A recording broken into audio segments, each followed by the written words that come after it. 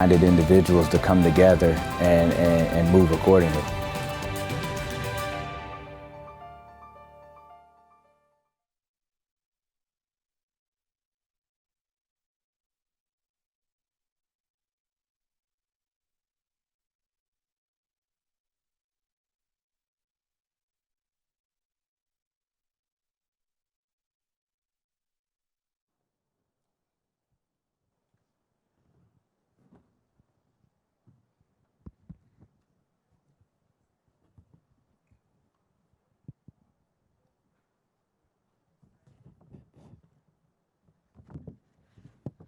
Good afternoon. Hey. Check. 1, 2. Hello.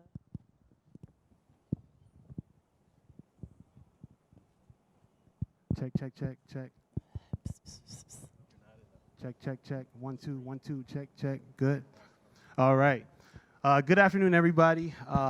Whether you're joining us here at the ballpark today or virtually online, I am Raphael Collins with the Cleveland Indians, and I want to welcome you to Progressive Field. So thanks for joining us. My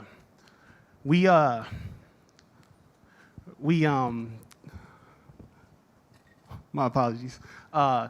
During NFL Draft Week this week, we definitely want to happy to play host here for the Cleveland Power Sports Summit. The Cleveland Indians has been a long-time supporter of the National Society of Black People, Black Sports. So with that, I want to turn it over to a dear friend of mine, Bruce, co-founder and president, Bruce Wimbish. Thanks, Raph. Thanks, everybody. On behalf of BSP, the national office, here with our national vice presidents, Nicole Brittner, Kevin Griffin, we just want to thank everybody for being here.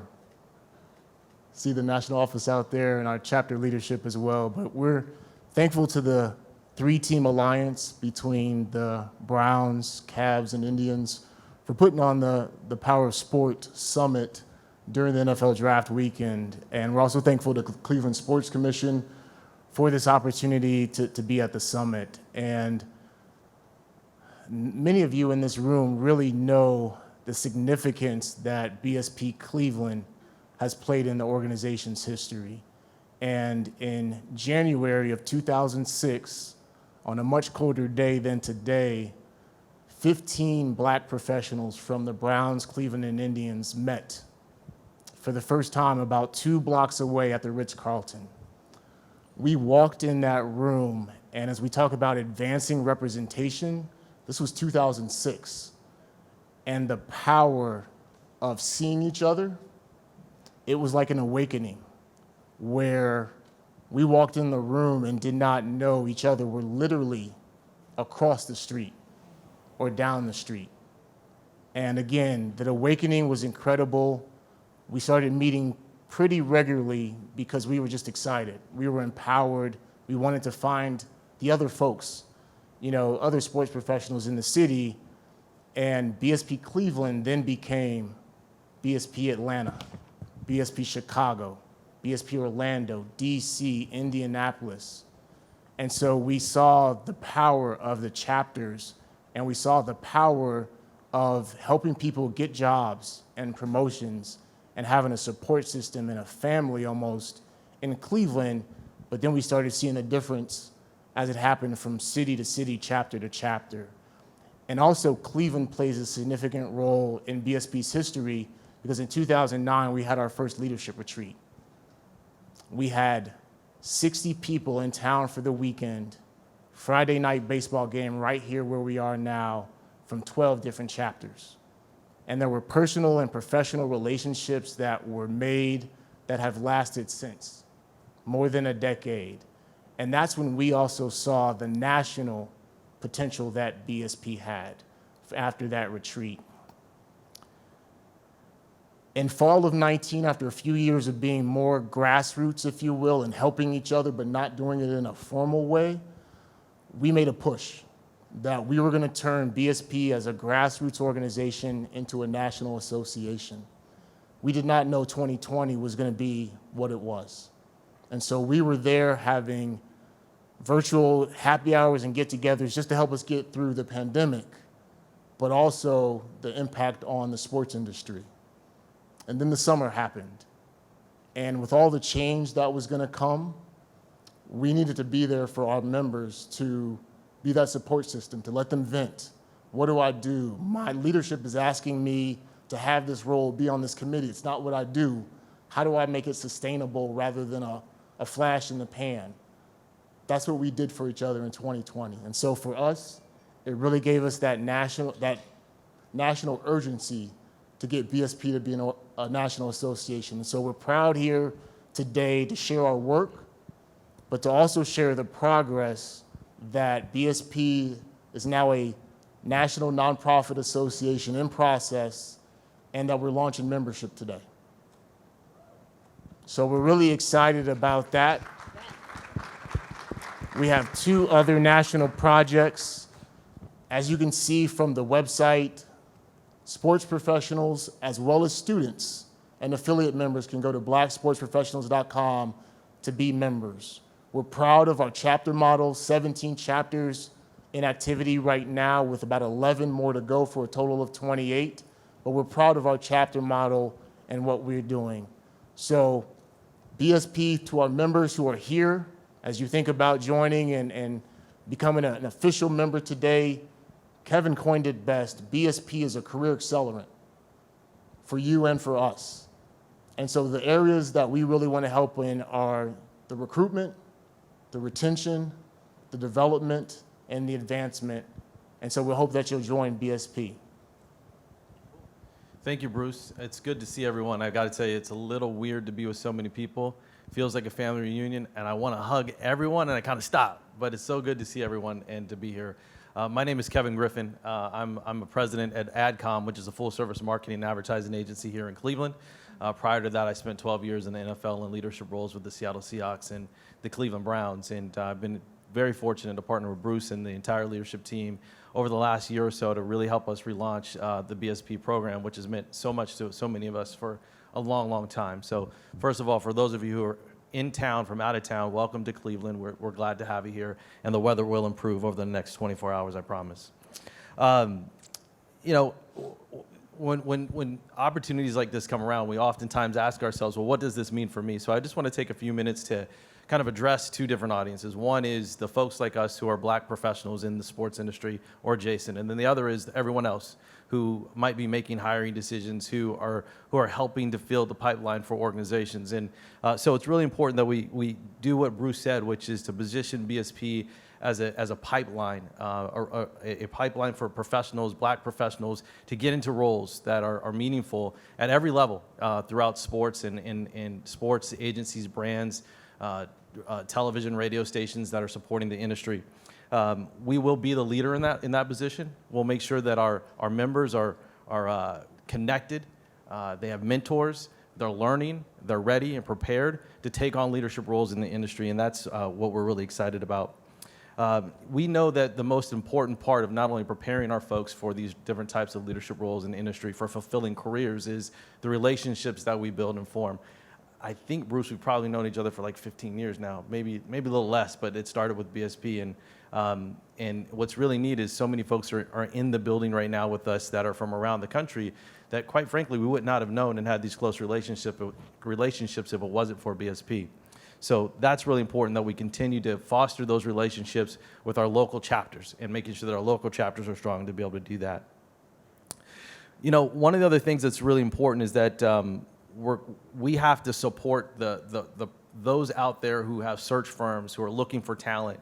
We need to let them know not only are we here, but what we're doing, and making sure that they know that there's African American black talent ready to go already, as well as the pipeline that we're filling, making sure that we talk about our professional development, making sure they understand when they hire someone or we engage in the search and they include an African American candidate, they're getting the best. Not someone that's pretty good, they're getting the best, and someone that's gonna actually help their companies move forward. I like to talk about this a little bit. We're all in the performance business, and whether you're in sports, it's on the ice or on the court or on the field or on the pitch or in the pool, whatever that might be, we've got to have results. And conversely, when you're on the business side, as some of us have been, a lot of us have been, you've got a P&L that you got to deliver. You got to sell suites, you got to sell tickets, you got to get television ratings going, you've got to have corporate partnerships. It's all a performance-based business. And so for us at BSP, it's critically important that we're creating folks within our membership who are ready to actually help companies perform. Why is that? Why does that matter? It matters because at the end of the day, that's what matters to the business. And for so long, we've talked about diversity and inclusion being kind of a benevolent, you should do this because it feels right. Well, what we're saying at BSP is you're going to do this because it actually gives you an advantage because you're getting the best employees. And that's what really, really does matter from a performance standpoint. A couple other things, and then I'll close out. Nicole will tell you about a couple of projects that we're working on. It's really important to know, like, as we are doing today around the NFL draft, the vision for BSP is that all national or some national events, whether it's the Super Bowl, the Final Four, AllStar games, we'll have BSP events. So folks can come together around these types of programs and network and stay together. We'll work on a career portal, an executive recruitment arm, and build towards a national and regional conferences. So we'll continue to stay active and keep everyone connected in that way. And finally, I think one of the points that so many of us have talked about behind the scenes is, we all remember that point in time when we were interns, and you might have got that internship. Well, some of us was kind of free labor or $10 an hour or whatever that might have been. And we had this great internship, but we couldn't actually afford to take the internship because all the other expenses that went on top of that. So one of the things that Bruce and the team have talked about is having scholarships for folks to support those young people who are coming up into the profession and supporting those interns with different types of scholarships and other scholarships that might make sense. So there's a lot going on with BSP. We're eager and excited to help change the trajectory and the face of executives in sports, starting at the ground level all the way up and making sure that we help those teams and organizations perform at their best because we, quite frankly, can be and are the best. I'll turn this over to Nicole now, who's going to talk about a couple of really cool strategic programs and projects that we're working on. Thanks, Kev. Hey, everyone. Good afternoon. It is awesome to see all your faces here, a lot of new and a lot of returning faces in the BSP family. I am Nicole Brittner, co-vice president with Kevin Griffin, and extremely proud to sit next to Uncle Bruce, as we so, proudly call him, the first person to bring me into BSP almost 10 years ago now. Does that make you feel old?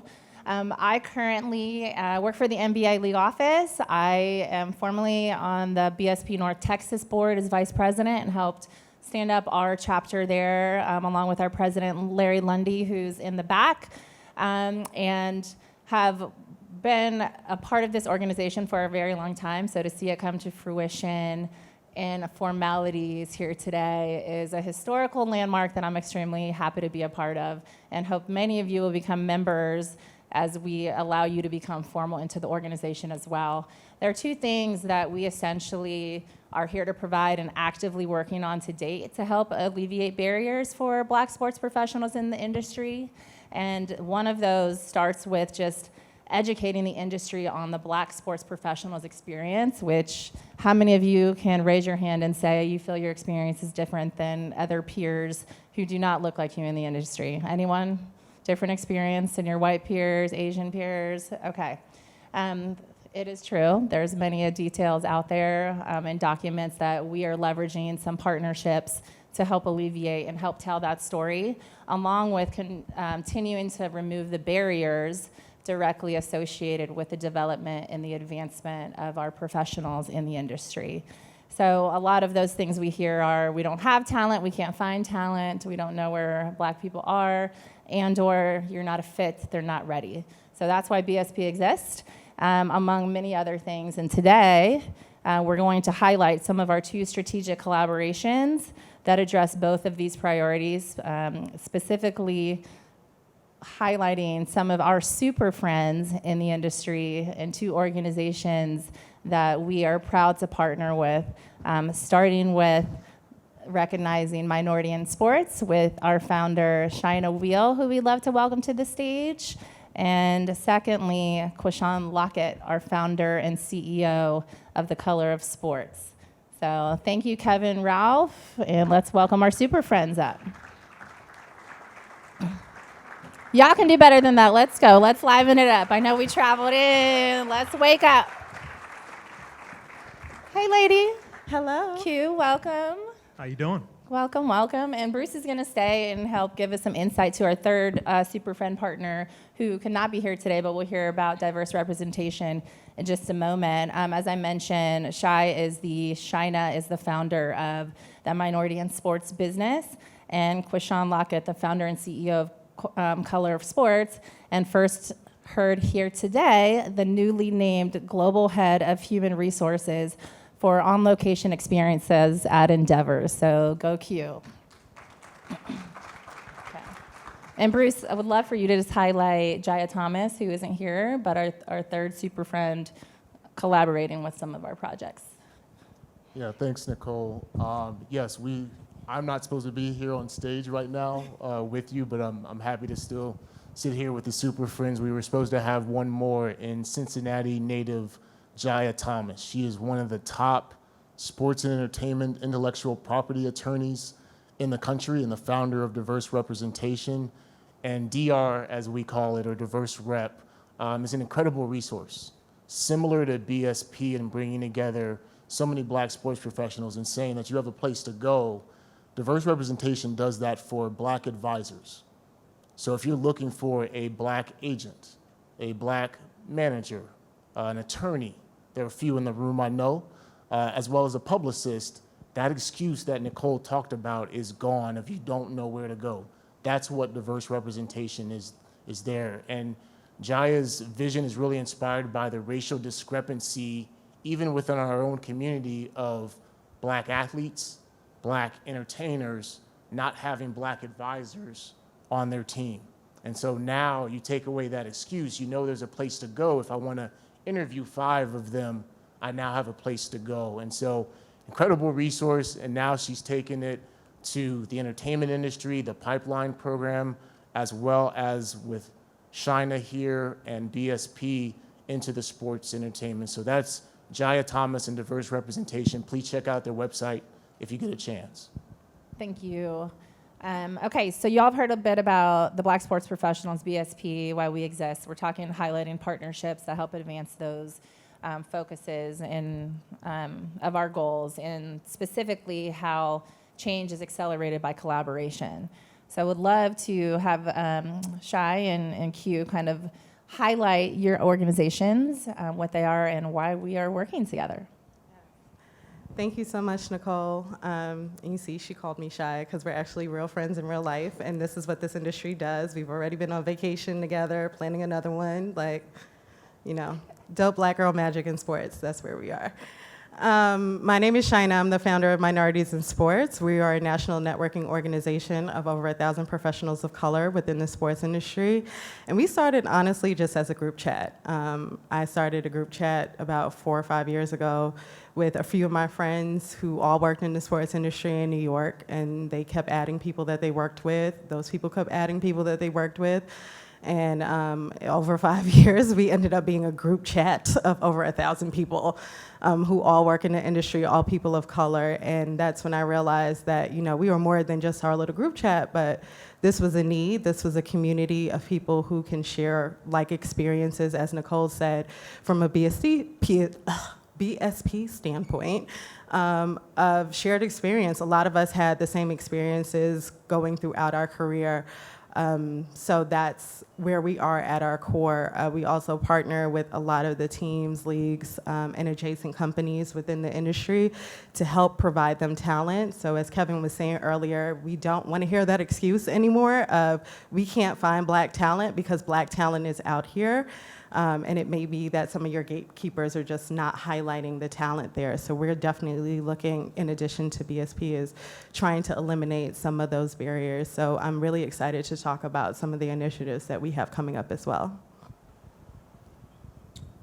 And as Nicole mentioned, my name is Quashan Lockett. Call me Q, please. The group of people who call me Quashan is probably a group of one, which is my mother. So when she says my name, I know I'm in trouble or something went wrong. So feel free to call me Q. So I started Color of Sports as a change agency. And really, you know, Nicole mentioned my experience being in human resources as an HR executive. I know a lot of organizations and very familiar with the systems of inequality that I've seen between hiring, practices, talent, compensation, structures, all those different things. So I started Color of Sports really as a change agency to create a difference within an industry that is very close to my heart, which is sports. And so Color Sports is a change agency that operates as a center of excellence for really providing insights, thought leadership, and strategy across diversity, equity, and inclusion and culture within the sports and entertainment space. And so we provide those things, really long-term engagements with organizations. Think of things that are 12 months or longer in terms of coming in and really helping teams, leagues, agencies, brands connected to sports really think strategically and holistically about their culture, their HR practices, and ultimately diversity, equity, inclusion, the things that they should be doing along that entire landscape, not just hiring, not just culture, but the entire journey of diversity and inclusion to make it more equitable for Black folks and people of color and anyone in general. I forgot to add real quick too, we do have a college arm called MisNext aimed at eliminating the barriers that pretty much all of us had on stage for getting into the industry. So if you have any college students who are interested in getting into sports, we do a lot of programming that connect them directly to just major agents within the industry, whether it's teams, leagues, industries, whatever. Please reach out to us. We'd love to have them on board. Awesome. Well, I would love for us to dive a little deeper into the first project that three of us are collaborating on, BSP, MIS, and Color of Sports, and that's strictly the Black Experience in Sports Initiative. And Q, your organization is leading that. Tell us a bit about it, please, and more so, when we all can expect for it to roll out, and also, can we participate and how, and when? Yeah, so we are actually officially today launching what we are calling the Black Experience in Sports Initiative. And essentially what that is we are embarking on a comprehensive research initiative across the entire sports industry. And really what we're looking to do, and really going back to as I think about my career and how I got into sports, I started my career in sports early on, and then I wound up leaving the industry. Not because I wanted to, but because I did not see career growth or a path for me to really do the things that were interested to me and the things that I wanted to do to really grow my career. I saw other people who were in similar positions, maybe next to me, who were getting the opportunity to do things that were meaningful. I was given a lot of work that was, good work, but really wasn't positioning me to take the next step in my career. And so I left the industry, grew my career, did some other things outside of sports, and then found my way back in, really with the purpose and with the meaning of creating a difference once I got back into sports. And so that really is what the Black Experience in Sports Initiative is about telling those stories that kind of go untold and unheard. And so in my seat, from my expertise and my experience working in talent and HR and different initiatives, I talk to a lot of people in a lot of different organizations, and I hear a lot of different stories and things about their careers, about what they face, what the culture is like in their organization, not being able to have a chance to grow their careers, how promotions happen within that respective organizations and kind of the inequity that happens within those different systems. And so through the Black Experience in Sports, we are going to embark on telling those stories and amplifying the voices of Black folks throughout the entire industry. And really what's going to start is a survey that's going to go out to Black people in the industry, Black professionals who can participate in this survey. And then that's really going to go through a number of different phases in terms of focus groups, one-to-one interviews, and really hone in on the qualitative and quantitative research behind what Black professionals go through and experience in the sports industry. We are launching that today, and so some of you on your chairs may have a business card with a QR code, which will take you to a site where you can register and say, hey, I want to participate. I'm a Black professional. I work in sports, and I want to participate in this research initiative. And then we'll be launching some more information about how you go about doing that in the next coming weeks. Fantastic. And I can speak to the BSP perspective and the value of us working directly with Q and really just being able to tell the story on behalf of our members.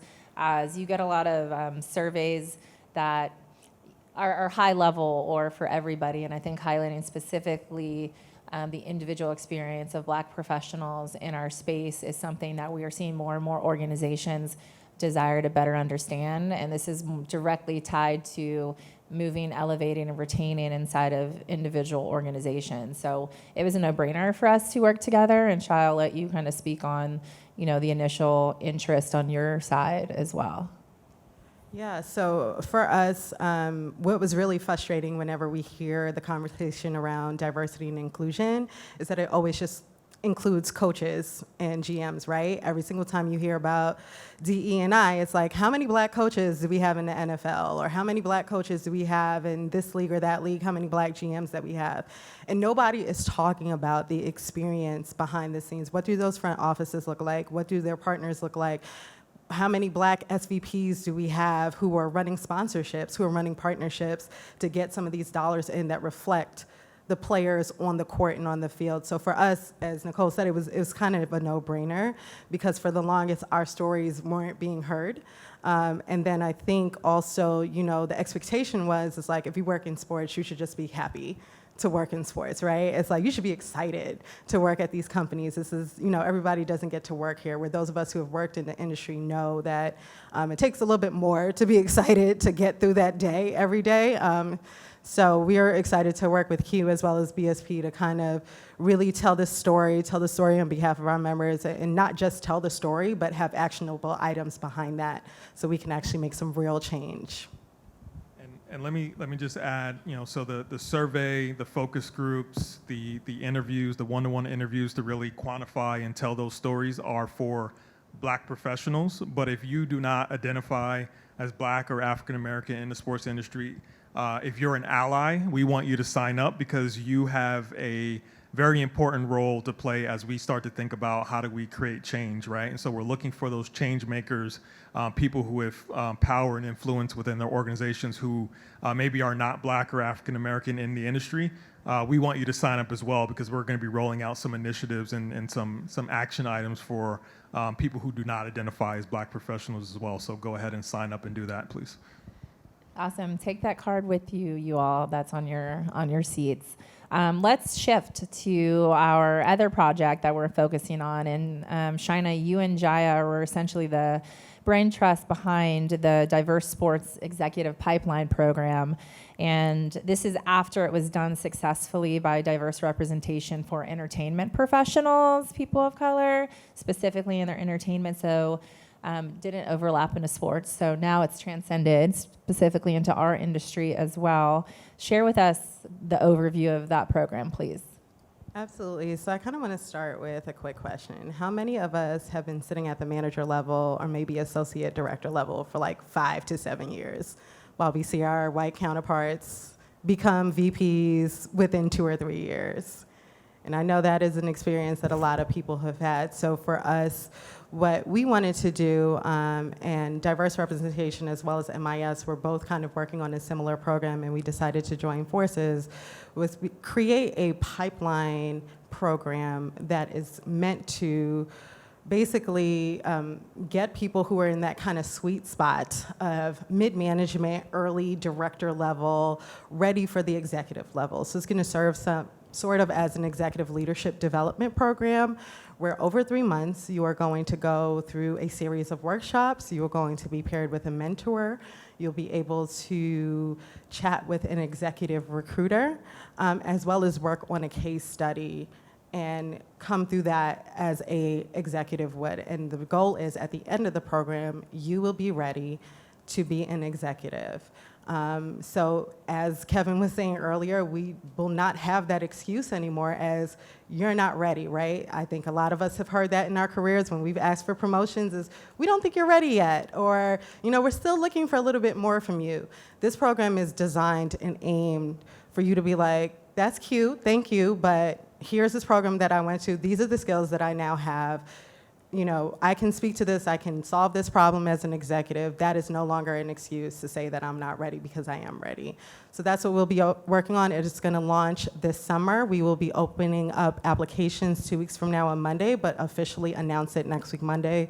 So definitely look on our platforms, Minorities in Sports, as well as Diverse Representation, to get more information on it. And BSP is going to help us choose the cohort, we'll have a cohort of 10, so we're really excited to work with them to get 10 strong individuals who are ready to take their career to the next level. Yeah, we're really proud to be with our super friends, as you can see why there are a lot of professional development programs out there, but it's very important for us to have one for ourselves that we operate and conduct by ourselves. And to think that we're able to have it now because of this collaboration, it was an easy decision to join Shai and Jaya on this. And then for Q, I remember in our first meeting, there's a lot of research out. And because of the last year, there's probably a lot more research out and people wanting that experience. But much of it is a snapshot. Who are you? Where are you? And what do you do? And that can change tomorrow. But this research initiative, this survey, is about the experience in those 4 areas again of what has your experience been in being recruited? What's your experience been in being retained? Have you been developed? And as Shai talked about, what has advancement been like for you? So I urge you, as we kind of close out this question, is to really join us, join BSP, but also sign up for the research initiative and then share the pipeline program. If it's not for you, kind of where you are in your career, share it with those in your network. Awesome. Thanks, Bruce.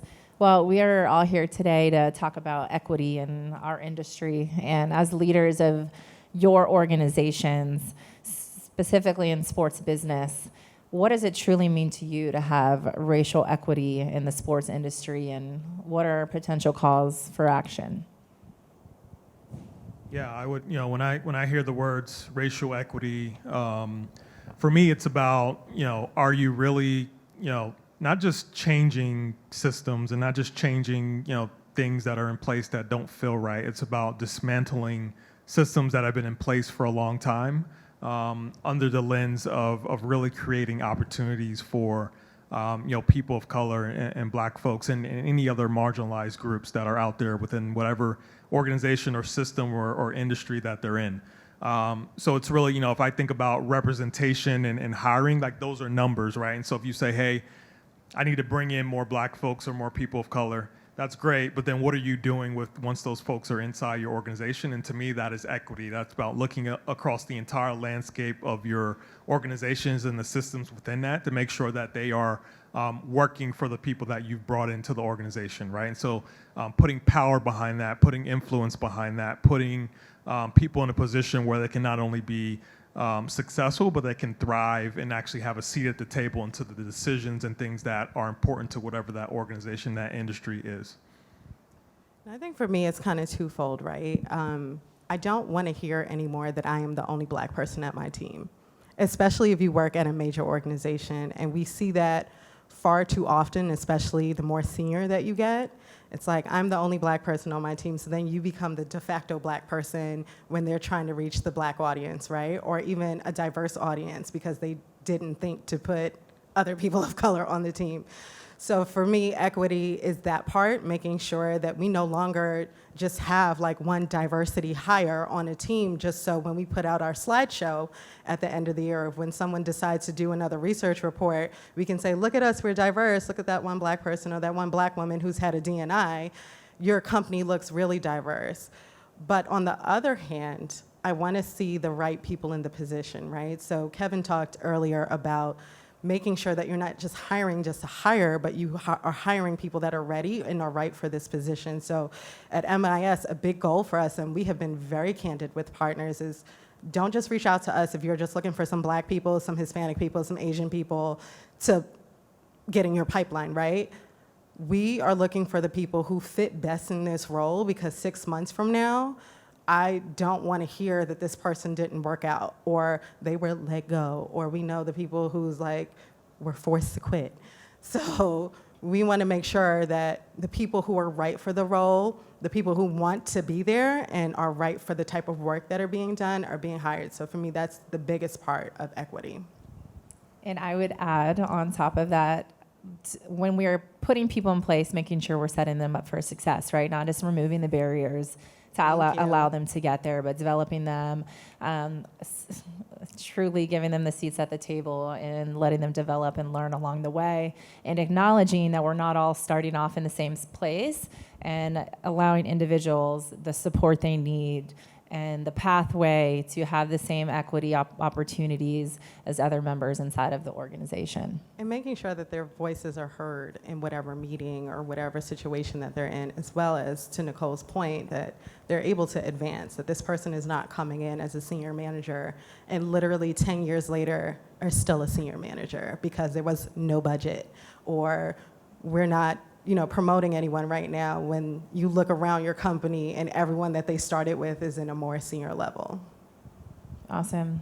Well, that essentially brings me to our last question. And for that, I would love to know, are Black sports professionals fully developed and ready for that next level or opportunity?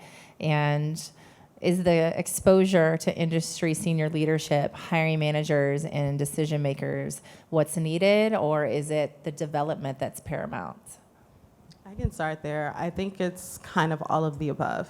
I do think a lot of us are ready, but a lot of us don't have the mentorship or the access to senior leaders or dad's friend who played golf with the president who can kind of walk us through our new role. A lot of us are put into roles and are just told to figure it out, right? And then you become maybe scared or intimidated to ask questions because you don't want to seem like you're incapable of doing your role. I know from just membership, a lot of us have experienced like, we expect you to know how to do this.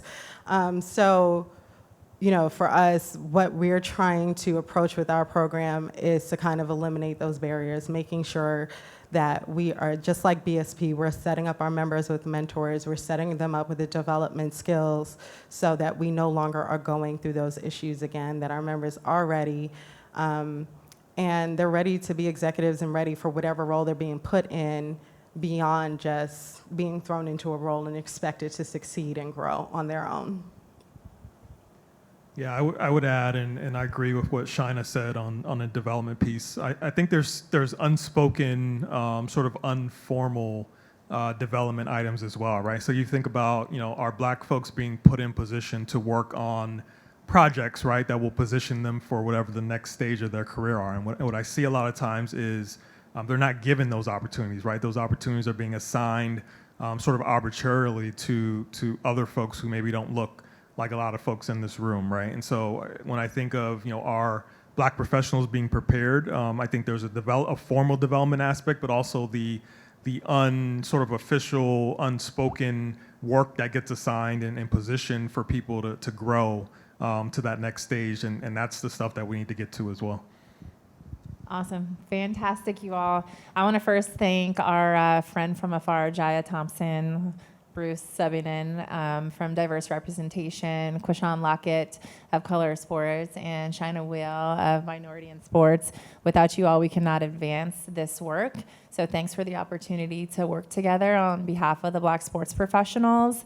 And just a reminder, the strength of BSP will always and has been in our chapters and members. So we do this work on behalf of them.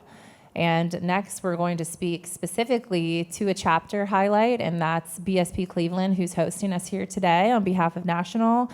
And they specifically have a special place in our BSP history, as this is where it all began as our flagship chapter not long ago. So we will change places and transition to our video to highlight what the great work they're doing here locally. Thank you all. Thank you for having us. There would never be no me if there was never a Marcus Graham project. You're telling me what MVP is. Gotcha. The Marcus Graham Project is an organization that came about within the advertising industry. The founders, Lincoln Stevens and Larry Yarell, came together because they saw a need for diversity within the advertising world. They were going to different agencies and it just wasn't a lot of diverse talent. The mission of the Marcus Graham Project is to work with young multicultural consumers and professionals develop their talents and skills in the marketing and advertising arenas. It's an organization that was introduced to us the Cavs in 2015 through the partnership that I was managing at the time with Moet Hennessy. Cavs tweeted out a tweet about some marketing and advertising program that I'd never heard of, so I ended up going online, doing more research and applying. I didn't have what I believed was a big skill set in design and being a creative. And it was amazing to see that there were other people that fell into that category of people that aren't necessarily, really good in design, but they have another skill set. They still have great leadership. They think about the other side of the business. It allowed me to create more so things that I wanted to create. It provided me a path to work with the Cavaliers, which was one of my many passions. They all were so intentional about investing in us, and that is something that I'm so grateful for because, again, at the end of the project, I felt so confident just because of what they instilled in every single one of us. The Marcus Graham Project is a way. It's an opportunity. It's a chance for you to really showcase who you are and what you want to be and really jumpstart that career that you think that you want. To be one of the inaugural grantees of the foundation, considering what the foundation's mission is, it really just validates the work that we were already doing and really just injects new energy into what we need to continue to do. As a Cleveland market, we want to continue to be the standard by which MGP is measured. We want to continue to be light that other markets follow or look to, so that where we may be in 7 years is hopefully where they can be in 2 or 3. Hello, hello, hello, hello, hello, hello, hello, hello. Good afternoon. For those that I don't know or haven't had the chance to meet, my name is Corey James. I serve as the Cavs Director of Diversity, Inclusion, and Community Engagement. Been in the role since April of 2019. I'm excited to have you all here. Also want to welcome you on behalf of BSP Cleveland. I have the pleasure of serving on the leadership team with that as well. So I want to thank our panelists earlier.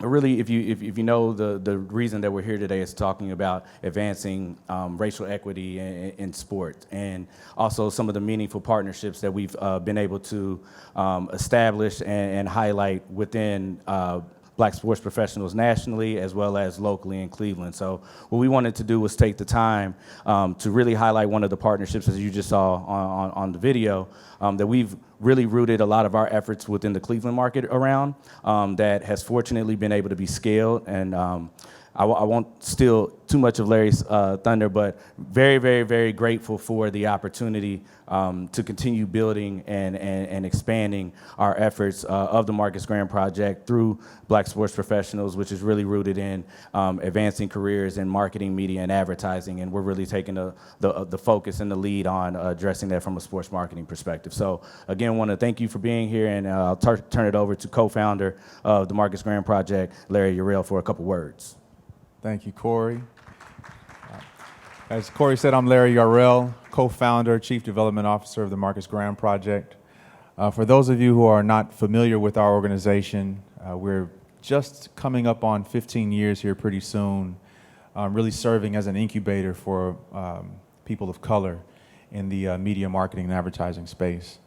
Our flagship program is a program where we essentially select a few individuals to create what's like a pop-up advertising agency, pop-up marketing agency, and sort of work on real work with real clients, right? It gives people fresh out of college or looking for a career change an opportunity to step into the industry without meeting some of the barriers that most of us would meet.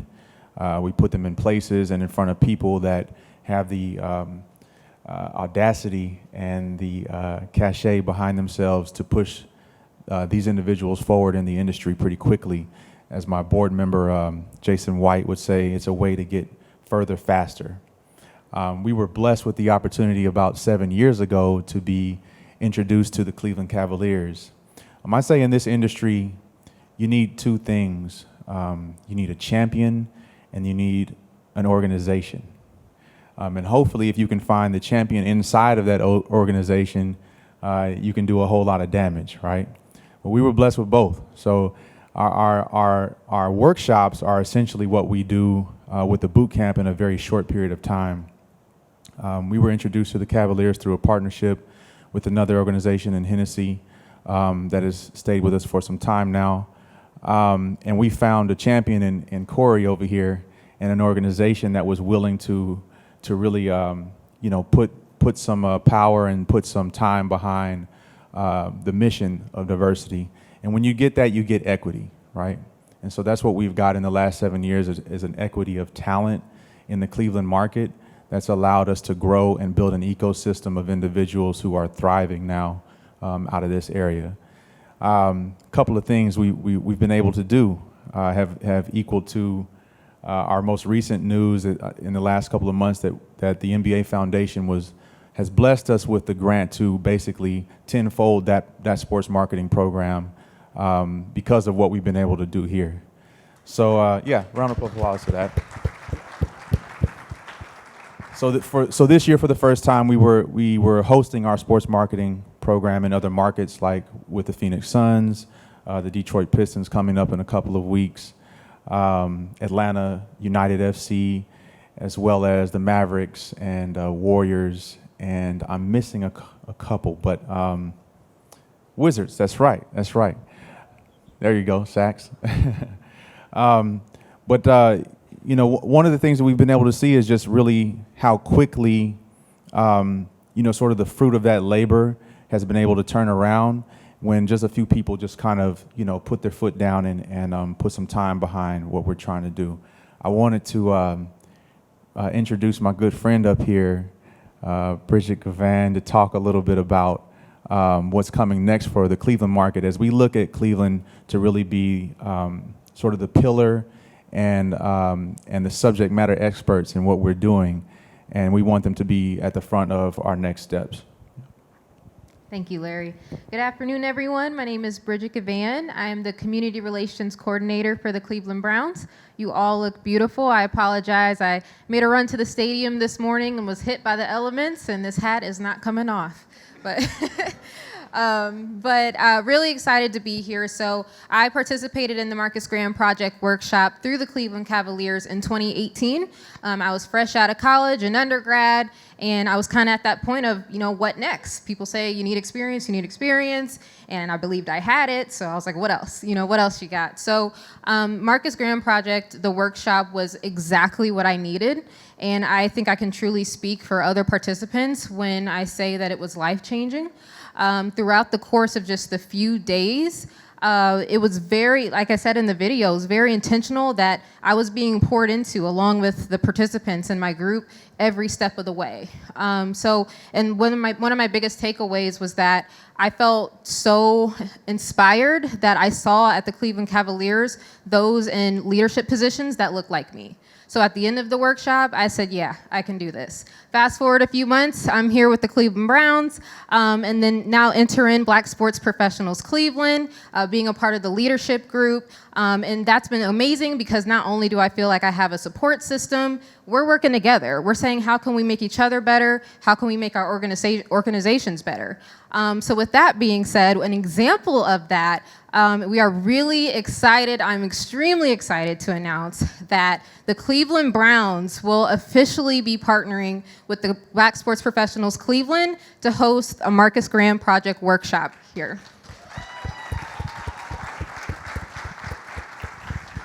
So as you guys heard from Larry, there's amazing moves being made by MGP, and as you see in the NBA, they are taking over. So we see this as an awesome opportunity where we're gonna go ahead and start in the NFL. And what better place to do it than here in Cleveland with the Browns to announce it with the draft. So we are extremely excited.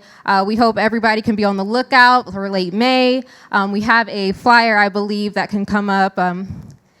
Slipped up earlier, but if not, it's okay. But we're just really excited, and it's an awesome opportunity, the fact that we're able to collaborate with both MGP and BSP, and I'm just really excited to be here, so thank you guys for your time.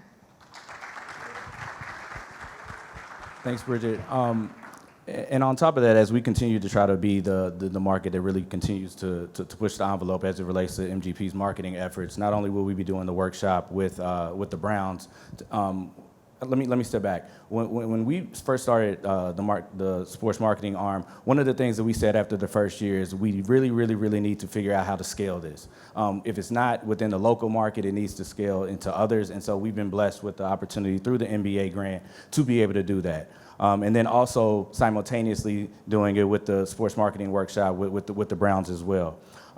But we also knew that we needed to take our efforts to the next level as it relates to the Cavaliers. So while we won't be doing a workshop, we will be targeting a certain number of our MGP AllStar alum to work on some of the efforts that will be related to the NBA All-Star game that'll come to Cleveland a little less than a year from now, next February. So definitely want to give a shout out to all of our alum that are here. So I don't know if you want to raise your hand, stand, but definitely want to recognize you all and looking forward to all of the things that we'll continue to do.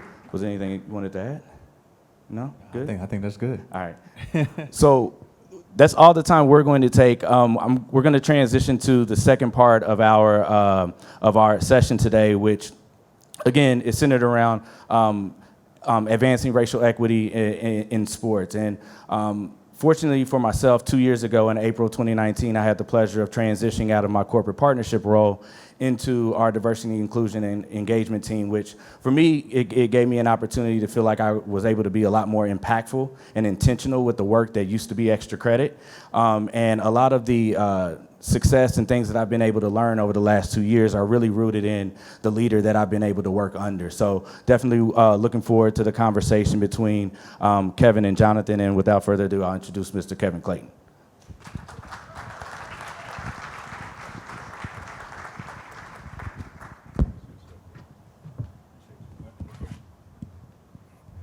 Man, look at Corey James trying to get a raise, giving me all that love. I hear you, Corey. All right.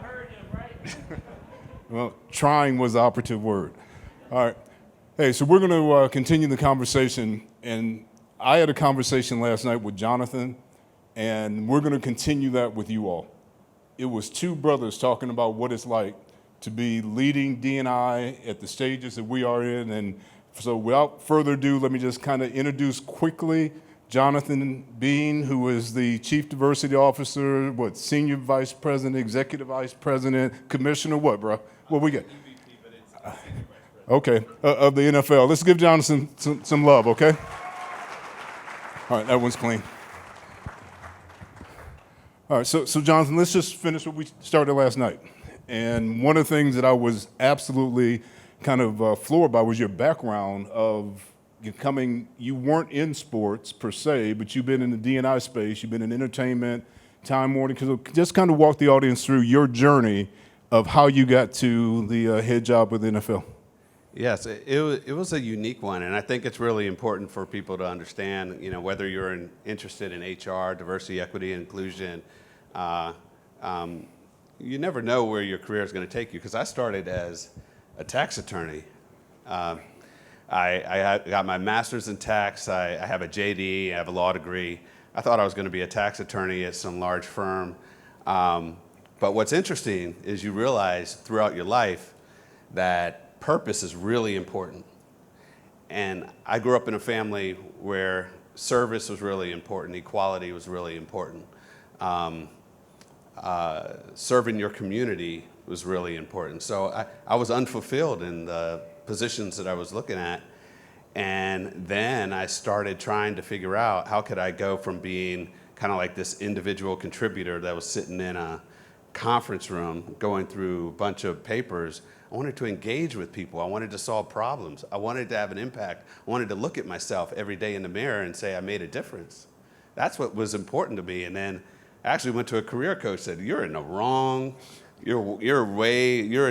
profession. And I ended up going into the corporate world from PricewaterhouseCoopers, where I was a consultant.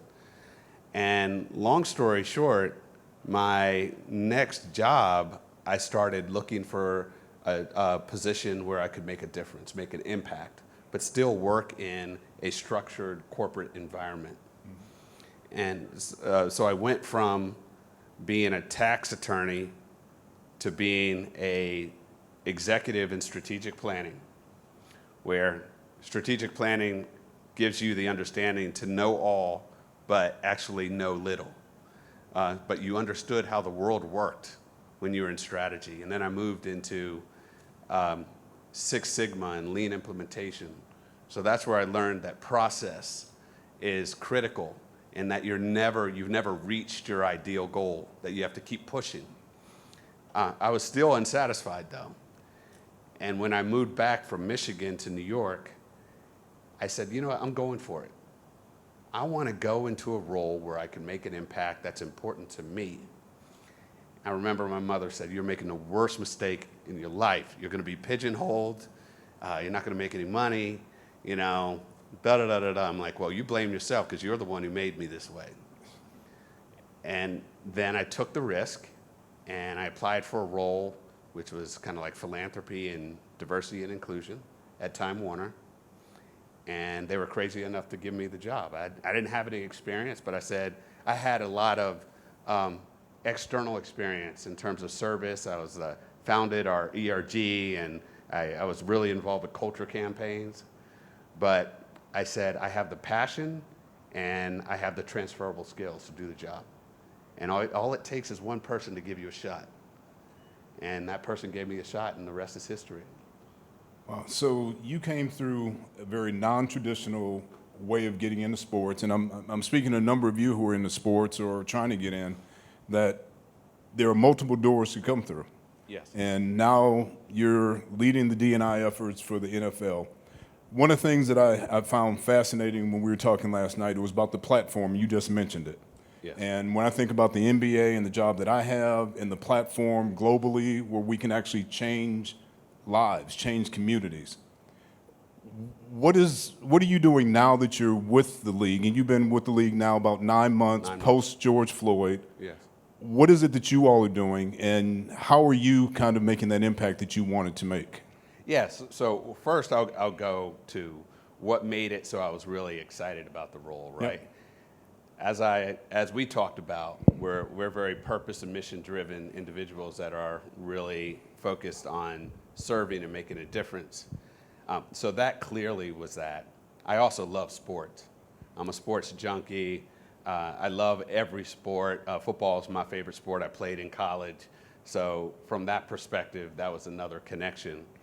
But those weren't the two things that made it so I felt this is a role that I couldn't say no to.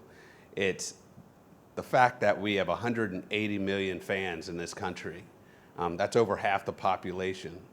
And we have the platform to make a difference. We have the platform to influence people.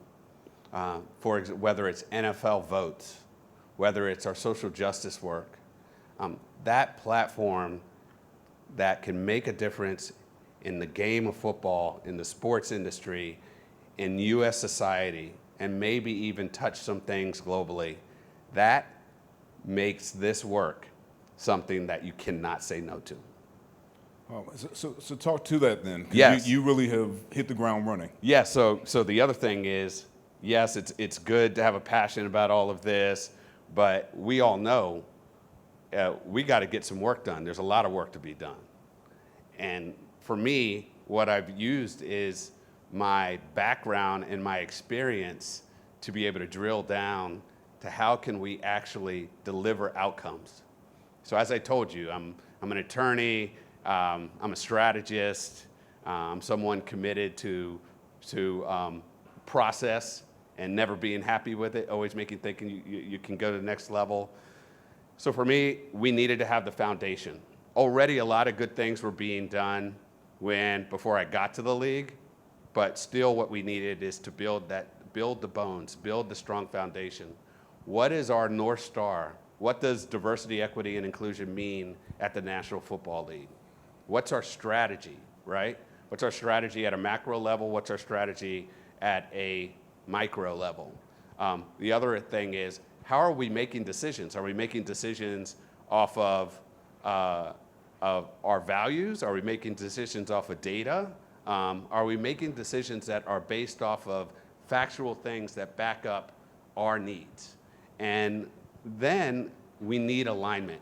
So we had a lot of activity in a variety of different places, but since we didn't have clarity of purpose, we had people doing a whole bunch of different things. So what we did is we made sure that we created that North Star. We have a mission, we have a strategy, we have 4 areas we focus on: talent management, inclusive culture, education, and diverse community engagement.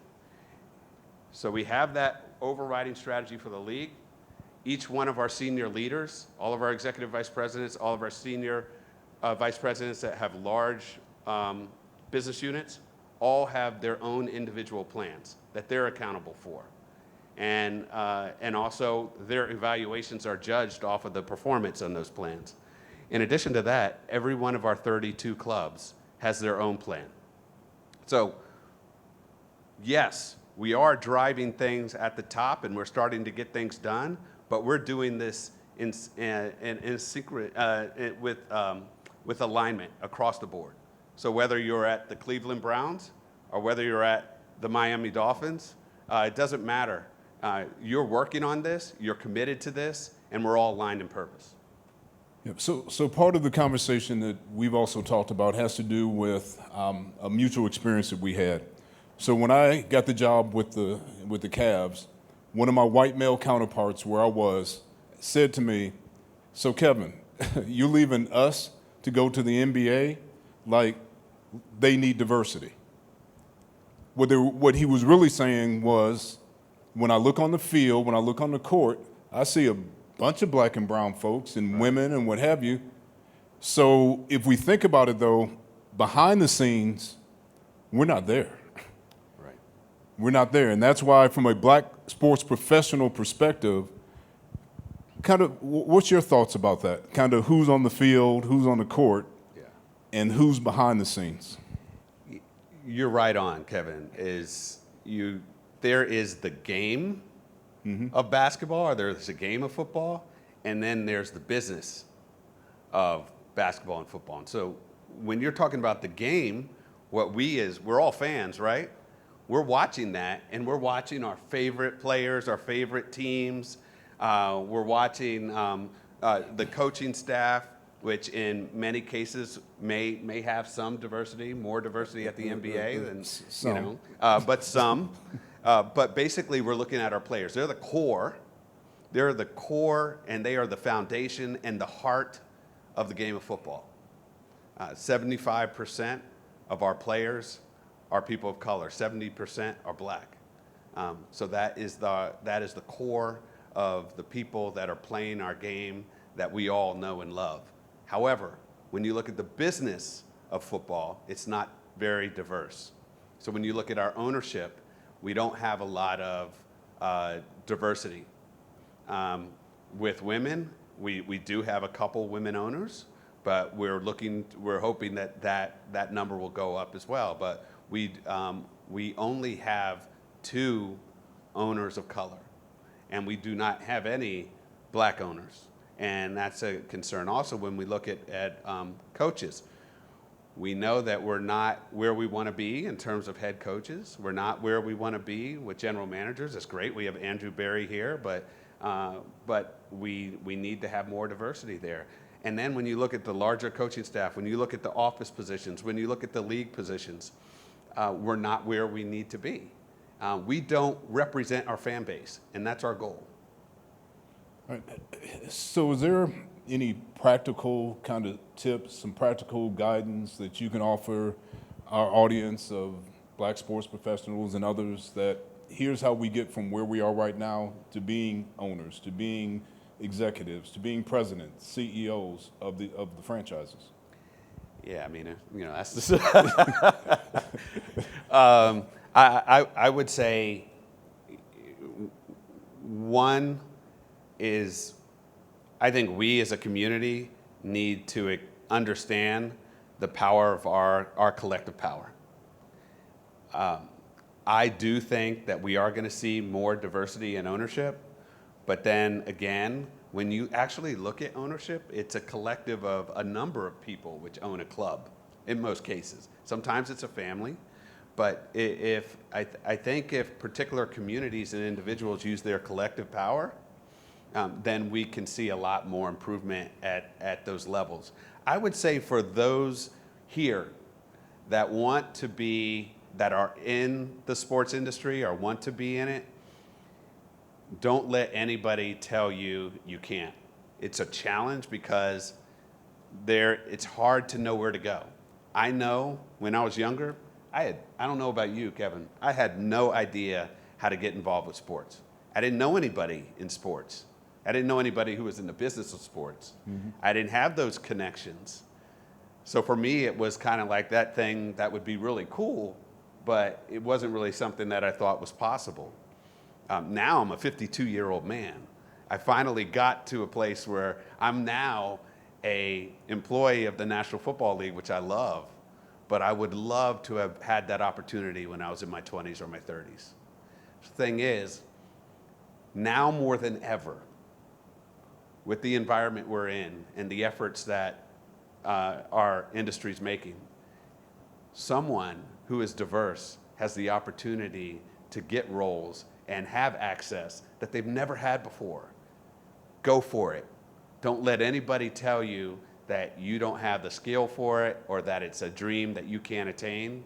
I would say keep those individuals out of your life, and also in your career, if you're in the industry, and if you're in a position, and I heard this because it really resonated for me, talking about someone who's been a manager for 3, 4, 5, 6 years, you keep pressing. And if somebody doesn't give you what you know you should have, then you need to shift. Move away from that. Put yourself in another opportunity so you can thrive. I mean, that's what I've done personally in my career.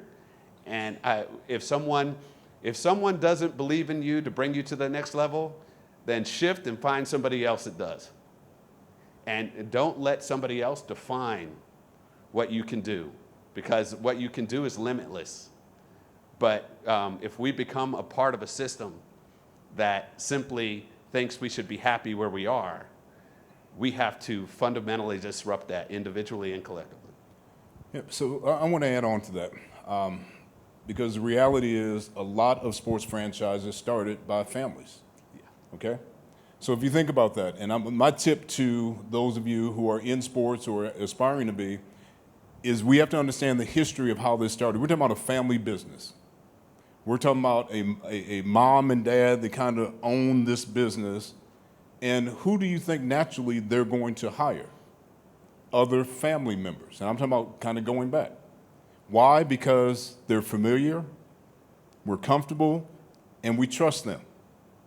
So from that perspective, for us, it's how do we break into that area where our white counterparts, our leaders that are at the top of the house, get familiar with us, get familiar with our culture, get familiar with who we are, where they then trust us. Because trust is going to allow us to be at the table.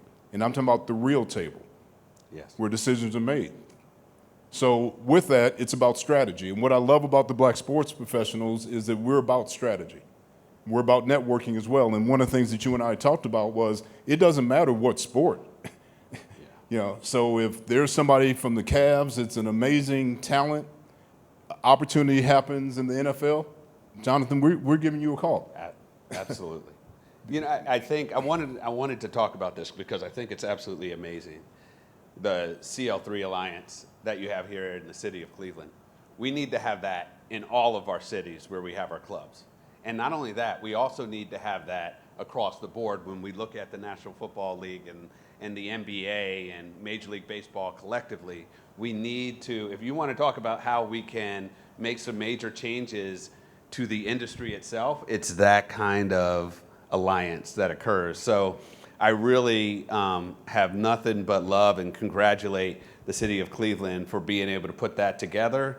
And I think it's benchmark for what needs to be done at all the other cities where we have clubs, because that's how change is going to happen. It's collectively we come together under a similar mission to make change. Yeah, no, I'm sorry, I dropped. You said the CL3, is that what you said? All right, the Browns, Indians, and Cavs, which we do work together on a number of different things. Yeah. So how are we doing on time? That's a question I probably shouldn't ask, right? Okay, so we got about 5 minutes left, Jonathan. Okay. So as you think about where the NFL is right now and where you're going, can you maybe just share your vision of where ultimately you would like to see the league, and how can Black sports professionals be a part of that journey? Yeah, I mean, the way that I think we need to be, and again, it was set up here, the narrative needs to be broader, whether it's how we're perceived externally, but regardless of how we're perceived, it's in action. I know all the attention typically goes to an owner, general manager, head coach. The National Football League is such a broad, the business is so broad, there's so many opportunities. We need to be holding ourselves accountable, have strong plans, and we need to be working on this across the board. How are we engaging with our networks? How are we engaging with our corporate partners? How many diverse vendors are we working with for our events in any way that we do business? How specifically are we identifying talent who could potentially be an employee at the National Football League? How are we developing people? How are we promoting people? How can we ensure that we don't lose people? How are we making sure that we have the culture that makes it so if any of you walk into our office, you have the feeling that you could be the next commissioner, because it should be that way, because once you show us what you bring to the table, that's a possibility. We have to have that environment. I think all of us would agree that most environments right now, we're not there. We have to enhance that. So it's really, really doing the work every day where diversity, equity, and inclusion, the principles of it, operationally, it becomes a way that we operate no matter what it is, whether it's HR, whether it is on the field, off the field, how we're engaging with our fans. We are always being inclusive and thinking about diversity, because it is through diversity that we are going to go to the next level, because there's competition out there, right? You've got other sports leagues, you have other content out there. We need to make sure that we stay on top. The only way you're going to do that is to have a sense of urgency behind this. And the value proposition is the commitment to doing everything you can from a diversity, equity, and inclusion standpoint. So Jonathan Bean, I heard you say two things, actually four things I want to take away. One of which is the first thing around don't let anybody stop and defer your dream. Secondly, you can have a non-traditional way of getting into sports and leverage your transferable skills to get into sports, because those skills that you've had as a person from a finance standpoint and entertainment now serve you well in the role that you have. Thirdly, you talked about the alliance across all sports and how we need to band together. And then lastly, as you referenced, that this has to be connected to an overarching plan that we can actually leverage as kind of a collective body of black sports professionals. Immense power in that. Immense Absolutely. power. So with that, we are going to end this particular panel. And if you could just join me in giving Jonathan a hand for coming and joining us. Thanks, Greg. And on behalf of Black Sports Professional nationally and Black Sports Professional of Cleveland, we thank you for joining us. And we'll have some time afterwards, I guess, to answer any questions individually if that's the case. So thank you again for joining us. Enjoy the draft, everyone.